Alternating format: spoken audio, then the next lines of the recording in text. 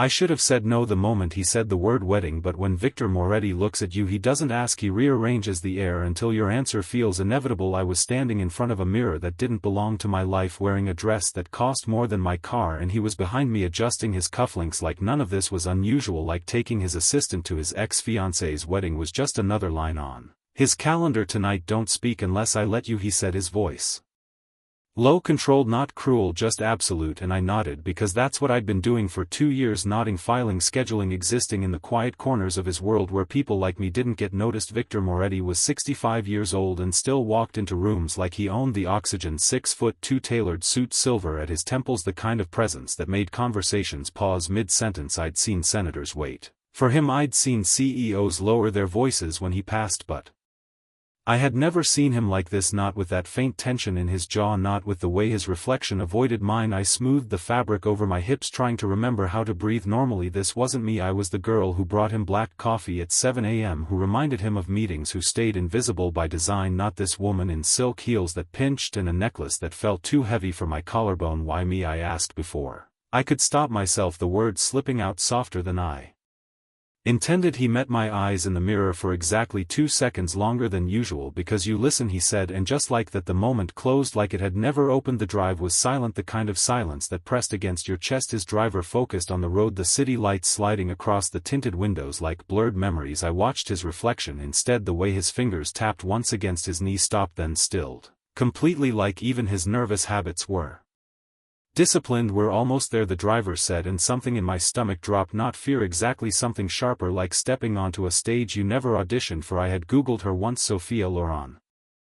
Elegant, charitable, the kind of woman who belonged in rooms like tonight, not someone like me. The car slowed, cameras flashed outside the venue, soft pops of light against the dark. Victor stepped out first and the world adjusted instantly, people turning heads, whispers starting like a ripple through water. Then he turned and held out his hand, not commanding, not impatient, just waiting. I hesitated half a second, then placed my hand in his grip, warm, steady, anchoring, and for a moment I forgot this was a performance. We walked in together and the room shifted, conversations dimmed, eyes followed, and I felt it, the weight of being seen, not as myself but as something attached to him, something temporary, something explainable. I kept my chin level just like he taught me, keep moving, don't react, don't give them anything. Then I saw her across the room and everything inside me went quiet, because she wasn't looking at him, not yet. She was looking at me like she was trying to understand the equation, and for the first time that night I realized I wasn't just here to stand beside him, I was here to be measured, and I wasn't sure I would pass. She walked toward us slowly, like she had all the time in the world, like nothing in this room could surprise her, and maybe nothing ever did. Sophia Loren was exactly what I expected, and somehow worse, tall, poised, wrapped in a dress that looked effortless in a way mine never could. Her smile polite but precise, like it had been practiced for rooms like this. Victor did not move beside me, but I felt the shift in him, subtle, almost invisible, the way his fingers tightened once around mine, then relaxed as if reminding himself of control. Emily, he said quietly, not looking at me, his voice barely above a breath, stay with me. I almost laughed, because where else would I go? But instead I nodded again, like always, like the version of me he knew best. The music continued around us, soft strings and quiet conversation, but it all felt distant, like I was underwater watching everything happened through glass. Sophia stopped 3 feet away, close enough that I could see the exact shade of her eyes, a calm, calculating blue. She looked at Victor first, not with longing, not with regret, just recognition, like acknowledging something that used to belong to her, and then she turned to me, and that was when it changed. I felt it instantly, the way her gaze sharpened, not cruel, just curious, like she was solving a puzzle and I was the missing piece. I was not expecting you to bring someone, she said, her voice smooth, warm enough to pass as polite, but there was something underneath it, something measured. Victor did not answer right away, and that silence stretched longer than it should have, long enough for me to feel every eye in the room pretending not to watch. He does not usually attend events like this alone, Sophia added, tilting her head slightly, still looking at me, not him, and I realized then that I was the conversation, not the introduction. Emily Carter, Victor said finally, his tone even controlled my assistant. The word landed exactly how it sounded, small, temporary, replaceable, and I felt it settle into my chest, heavier than the necklace I was wearing. Sophia smiled again.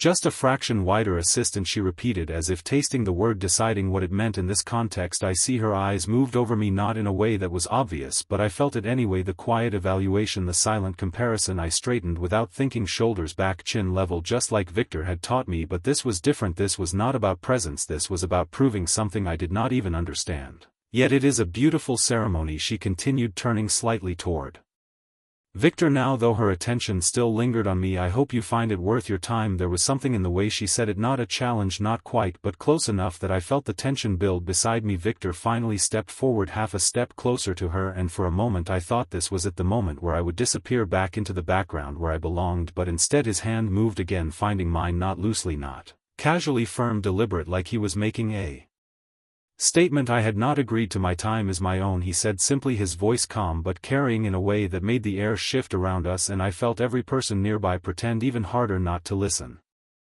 Sophia's eyes dropped briefly to our hands, and something flickered there so fast I almost missed it. Not hurt, not jealousy, something sharper, like realization. Then she looked back at me, and this time her smile changed, softer, almost genuine, and that confused me more than anything. Enjoy the evening, Emily, she said quietly, and for the first time it felt like she was speaking to me, not through me, not around me, directly, like I existed outside of him. And that was when it happened, the smallest crack in everything I thought I understood about this night, because for the first time since I stepped into this room I did not feel like an accessory, I felt like a variable, and I was not sure who that made dangerous, me or the man still holding my hand. I should have pulled my hand away the moment Sophia stepped back into the crowd, but I did not. Victor's grip was not forceful, yet it anchored me in a way that made leaving feel louder than staying, and I was suddenly aware of every detail around us, the low hum of conversation, the soft clink of glasses, the way people pretended not to watch while watching everything. You are doing fine, Victor said under his breath, still not looking at me, and something about that almost irritated me because it sounded like approval, like I was performing exactly as expected. I am not here to do fine, I whispered before I could stop myself, and that was the first mistake, because he turned, then really turned, his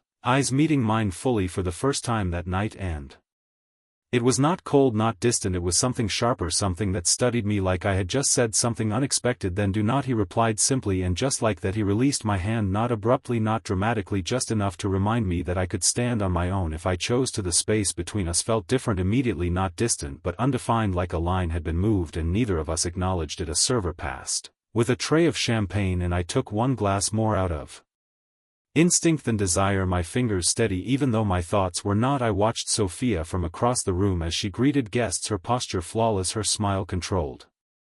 But there were moments, small, almost invisible, where it slipped not into sadness but into something reflective, like she was measuring a life she had chosen against a life she had left behind. You are analyzing her, Victor said, and I nearly dropped the glass because I had not realized he was watching me again. I turned slightly. You noticed that, he added, not as a question but as a statement. I notice everything I said, and this time it was not quiet, not careful, it was honest. He studied me again, longer now, and there was something in that silence that felt like a shift, not in the room, not in the event, but between us. She will not confront you again tonight, he said after a moment, and I frowned slightly. That sounds like certainty. It is, he replied. She already decided what you are. I almost asked what that meant, but I stopped because I realized I already knew. She had categorized me, placed me somewhere safe, somewhere that did not threaten her version of reality, and for a second I considered staying there, playing the role exactly as expected, assistant, temporary, irrelevant. It would be easier, but then I remembered the way she had looked at me at the end, not dismissive, not superior, but aware, and something about that refused to let me shrink back into something smaller. The music shifted, signaling the next part of the ceremony. Guests began to move toward the main hall, and Victor glanced toward the doors, then back at me. Stay close, he said automatically, and this time I did laugh quietly, not loud enough for anyone else to hear, but enough that he noticed. I will walk beside you, I said, correcting him gently, and the difference between those two things hung in the air longer than it should have. He did not argue, he did not repeat himself, he simply nodded once and stepped forward, and for the first time that night I matched his pace, not half a step behind, not waiting for direction but aligned, and I felt it again, that subtle shift, not in power, not in control, but in perception, because people were still watching, still whispering, but now it felt different, like they were not just looking at him anymore, they were looking at us, and somewhere across the room Sophia noticed it too. The doors to the main hall opened slowly, and the sound shifted from soft conversation to something more structured, something ceremonial and final, and for a brief second I wondered if I still had time to leave, if I could slip back into the version of myself that existed before tonight. But then Victor stepped forward, and I followed, not because he told me to, but because stopping now would mean admitting I never belonged here in the first place. The room inside was brighter rows of white chairs arranged with precision, a long aisle leading to an altar covered in flowers that probably cost more than my yearly rent, and every seat was filled with people who knew exactly where they stood in the world. I felt their attention again, quieter this time, more focused, as if the question had changed from who is she to why is she here. Victor did not look at them, he never did. He moved like none of it mattered, like the entire room was just a detail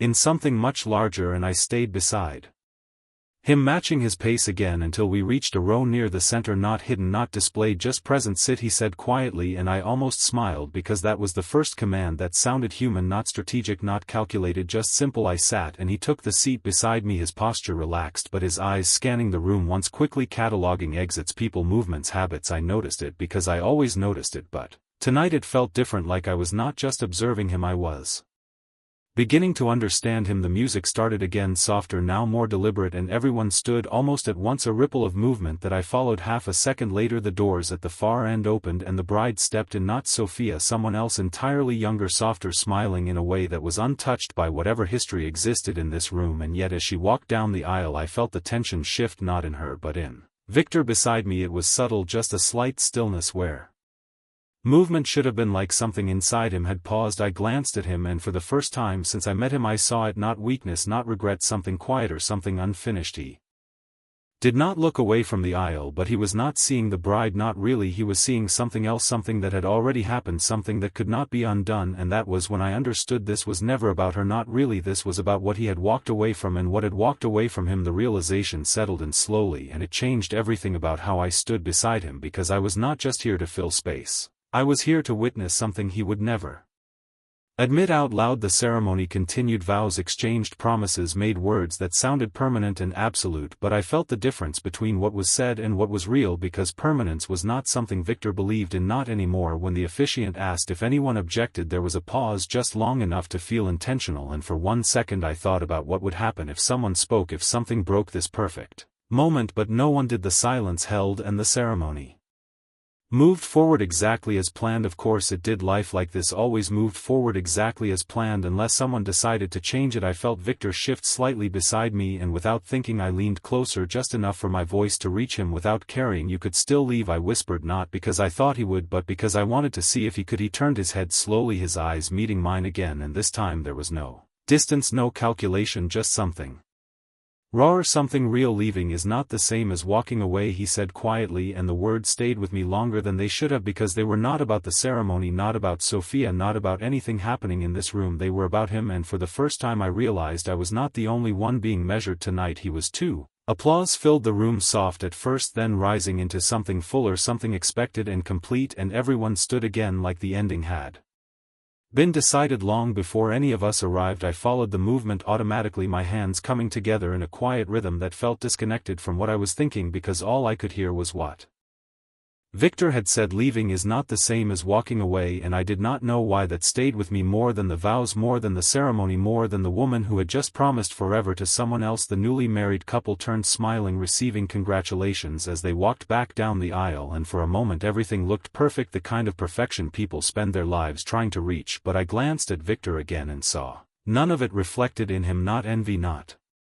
regret, just a calm acceptance that felt heavier than either. When the room began to shift toward the reception area, the energy changed, conversations grew louder, laughter returned, glasses were lifted, and the performance of happiness resumed as if nothing complicated had ever existed beneath it. Victor stepped back slightly, allowing others to pass, and I noticed it immediately, the way people approached him, carefully, respectful, measured, like proximity to him required permission. Some greeted him, some simply nodded, but all of them acknowledged him, and I stood there beside him, not behind, not ahead, just there, and that alone felt like something I had not been before, present in his world, not just part of its background. You handled yourself well, he said after a moment, his tone neutral but not distant. Thank you, I replied, though the words felt insufficient because I was not sure what I had handled exactly, the room, the attention, or him. We began moving toward the reception hall together, slower now.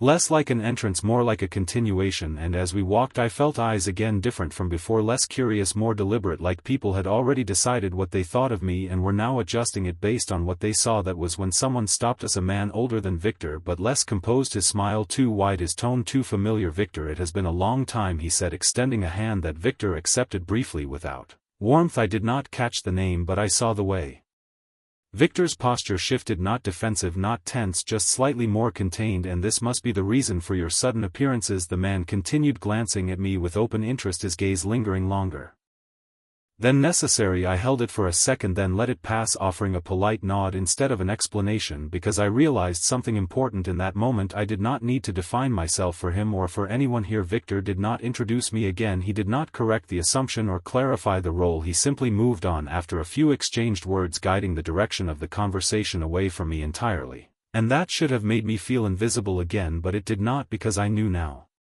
It was a choice, not a dismissal. Inside the reception hall the lights were warmer, the atmosphere softer, tables arranged with precision, music playing just loud enough to fill the spaces between conversations, and I felt the shift again, not in the room but in myself, because I was no longer trying to belong, I was deciding how I existed here. Victor paused near one of the tables, his attention briefly caught by someone across the room, and for a moment we stood in silence, side by side, not speaking, not performing, just existing. Then without looking at me he said quietly, "You are not what they expected." I exhaled slowly, my eyes scanning the room before answering. "Neither are you." He let out something that almost sounded like a quiet breath of amusement, and for the first time that night it did not feel like I was standing next to a man who controlled everything. It felt like I was standing next to someone who had just realized something he could not control at all. The music shifted again, slower now, more deliberate, as couples began to move toward the center of the room. The first dance announced with soft applause that felt more like obligation than celebration, and I watched as the newlywed stepped onto the floor, her smile bright, his hands steady, everything exactly as it should be, exactly as people expected it to be. Victor did not move beside me, but I felt the change in him again, not tension, not restraint, something quieter, like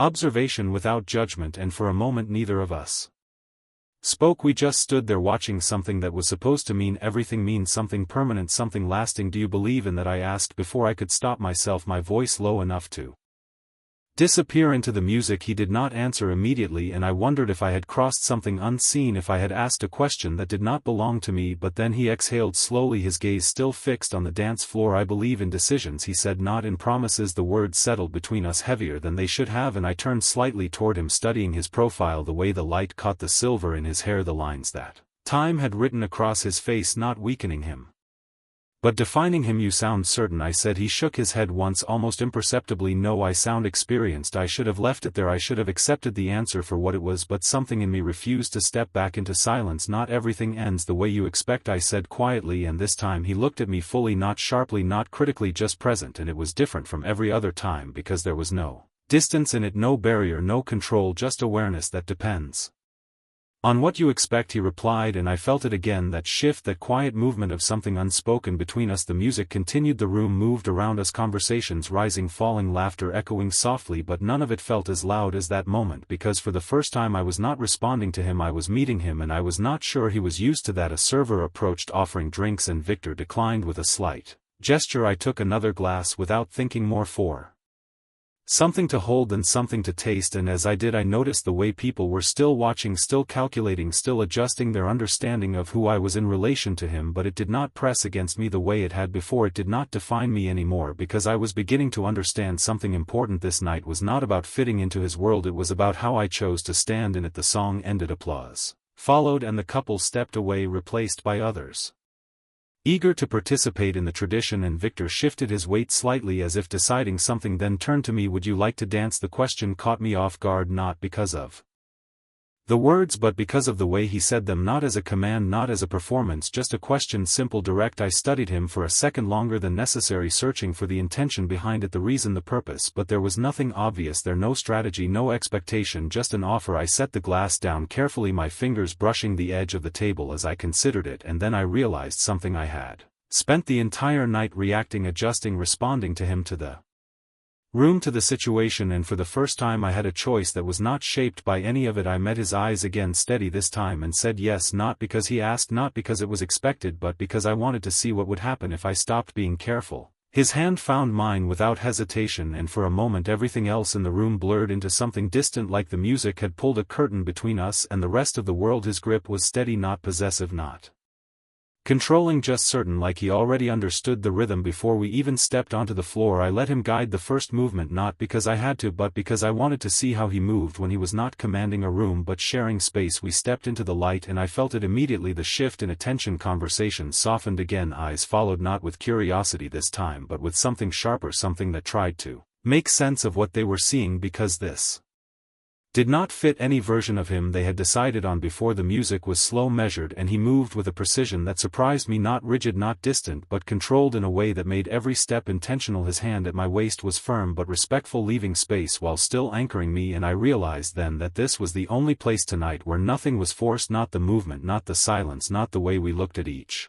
other. "You are not nervous," he said quietly, and I almost smiled because it sounded like a discovery more than an observation. I was earlier, I admitted, but not now. Why? His question was immediate, not demanding, just direct, and I thought about it for a second, longer than necessary, before answering, because I stopped trying to be what this room expects. His eyes held mine longer this time, not searching, not evaluating, just listening, and that was new. That was something I had never seen from him before. "Then what are you?" he asked softly, and I felt the weight of the question settle in a place I had been avoiding all night. "I am still deciding," I said, and something in his expression shifted, not dramatically, not visibly to anyone else, but I felt it in the way his hand tightened slightly, then eased again, like the answer mattered more than he expected. The music carried us in slow circles, and for a moment it felt simple, just movement and breath and presence, but nothing about tonight had been simple, and I knew it would not stay that way. As we turned, I caught sight of Sophia at the edge of the floor, her attention fixed on us, not hidden, not subtle, and there was no confusion in her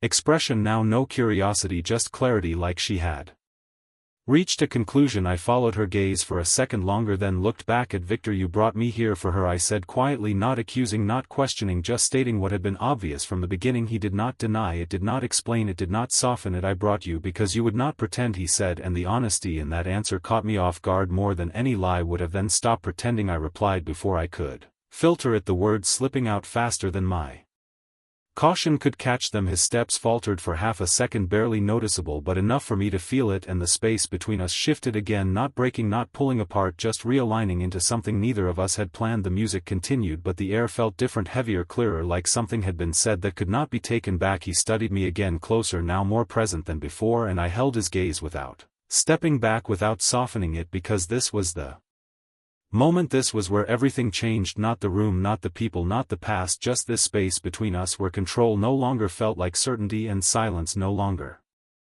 felt like safety. The music did not stop, but something inside it shifted, like the rhythm had changed without anyone announcing it, and I felt it in the way Victor held me, not tighter, not looser, just different, like the space between control and choice had finally been crossed. "You think I am pretending?" he said quietly, his voice lower, now closer to something unguarded, and I held his gaze without stepping away, because this was no longer about the room or the performance or the woman watching us from the edge of the floor. "Yes," I said simply, "because you are still acting like this night belongs to your past when it is happening right now with me." The words landed heavier than I expected, not loud, not dramatic, just clear, and for a second his expression stilled completely, not defensive, not angry, just still, like something inside him had paused to catch up with what I had said. Around us the dance continued, couples moving, laughter returning, glasses lifting, but none of it touched the space we were standing in, because this was the first moment that felt unscripted, completely unplanned. "Why does that matter to you?" he asked, and there was no edge in it, no challenge, just a question that felt more honest than anything else he had said all night. I did not answer immediately, because I had not planned for that question. I had only planned for distance, for control, for the version of him that did not ask anything back, but he was asking now, and that changed everything. "Because I am here," I said finally, and the simplicity of it surprised even me, "because I chose to be, not because you needed a role filled, not because she needed to see you move on, but because I am standing in front of you and you keep looking past me." His hand shifted slightly at my waist, not pulling, not holding, just acknowledging, and for the first time since the music started he broke the rhythm, not enough for anyone else to notice, but enough that I felt it and understood it. He was no longer leading automatically, he was adjusting to me. "I do not look past you," he said, and the way he said it made my breath catch, not because it was intense but because it was quiet, like something he had not said in a long time, or maybe ever. "Then stop standing like you have already left," I replied, and that was it. That was the moment, the exact second everything tilted, because something in his expression changed completely, not the subtle shifts from before, not the controlled reactions. This was different, this was recognition, like he had just realized something about himself he could not ignore anymore. The music slowed toward its end, the final notes stretching out, and instead of stepping back immediately like every other couple around us, he stayed where he was, his hand still resting lightly at my waist, his eyes still on mine, and for the first time that night I saw uncertainty, not weakness, not hesitation, just something real, something human that did not belong to the man everyone else in this room believed they understood. "You are not part of this night," he said quietly, and I felt something tighten in my chest until he finished his sentence. "You changed it." The words did not feel like a compliment they felt like a realization, and that made them heavier because they were not meant to impress me, they were meant to acknowledge something he could not undo anymore. The music ended, applause rose again, and this time when we stepped apart it was not distance, it was choice, and as I turned slightly I saw Sophia still watching, but she was not looking at him anymore, she was looking at me, and this time there was no question in her eyes, no curiosity, no comparison, just acceptance, like she had finally understood something. I was only beginning to realize myself that I had not been brought here to replace her, I had been brought here to reveal something he could not hide. The applause faded slower this time, like the room was not ready to move on from what it had just witnessed, even if no one could quite explain why, and I felt it in the air, that subtle shift that happens when something unspoken becomes impossible to ignore. Victor stepped back first, but not far, not distant, just enough to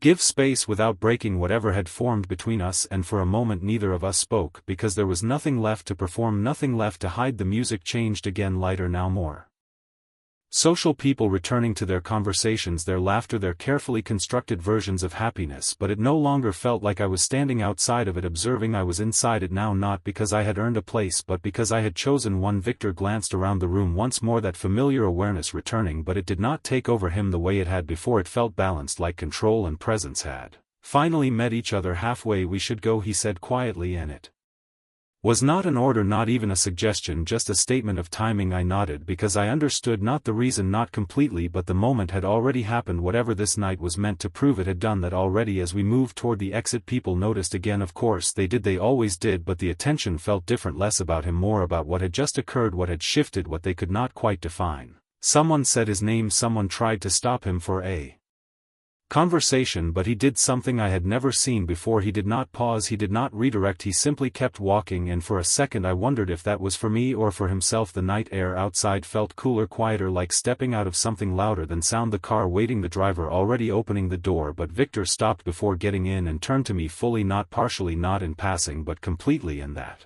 alone felt like its own kind of answer. I did not bring you here for her, he said again, but this time it sounded different, not like a correction, not like a defense, just truth. Then why did you bring me? I asked, because I needed to hear it, not guess, not assume, not interpret. He held my gaze longer than he ever had before, and for the first time since I met him there was no distance left in it, no calculation, no control, just honesty. I thought you would remind me that I moved on, he said quietly, then a pause. Just long enough to matter, but you reminded me that I never learned how. The words settled between us, not heavy, not overwhelming, just clear, and I felt something shift inside me, not toward him, not away from him, just forward, like a step I had not planned to take. You do not need to learn it from the past, I said softly, and I did not mean Sophia, I meant everything that had defined him, everything that had kept him still for longer than he realized. He watched me for a second longer, then nodded once, not agreement, not certainty, just acknowledgement, like he had heard something he would think about later. He opened the car door, then stepped aside. Not guiding, not directing, just waiting, and I understood